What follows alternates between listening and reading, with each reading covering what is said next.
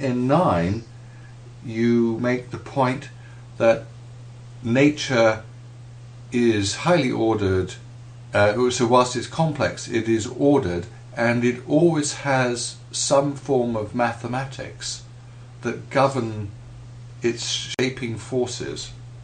Have I understood you correctly in 9? So in Thesis 9, we move from what is to a scientist a horrifying vision of complexity to the problem of what are we going to do about this complexity.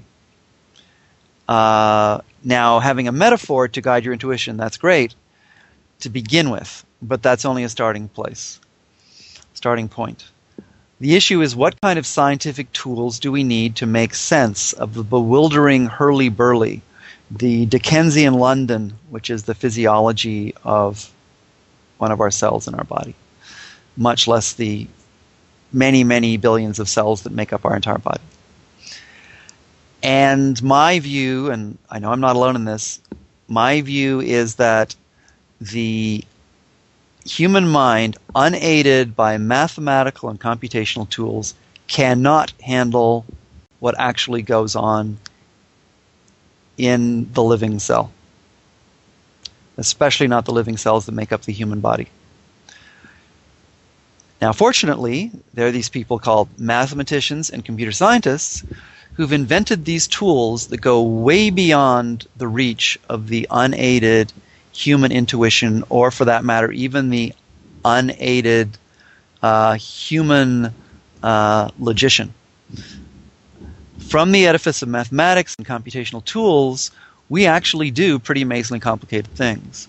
So figuring out quantum mechanics is a complete nightmare and impossibility unless you have access to excellent mathematics and even better computation. I think basically in the 21st century, biology is going to become like physics in the 20th century.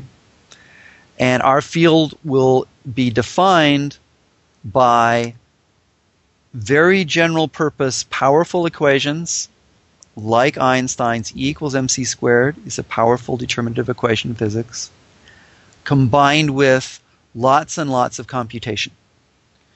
And in biology, the application of lots and lots of computation is often given the rubric systems biology, which is actually a much less useful term than it seems. But in any case, it's the one out there, so we'll use it.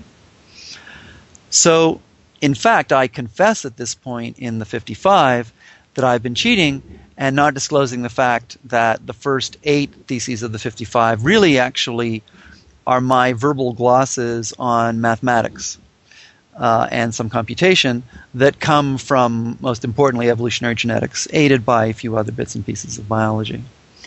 So here I'm coming clean. All of this verbal stuff, I'm just totally cheating. I'm reading it off or deriving it from my understanding of some pretty serious mathematical theory. And my promise to the reader of the 55 is, you don't have to learn that mathematical theory. I'm here to be your tourist guide through the meaning of that mathematical theory for your problems with chronic disease, whether those problems are intellectual or personal. By personal, I mean medical. I'm here to help you.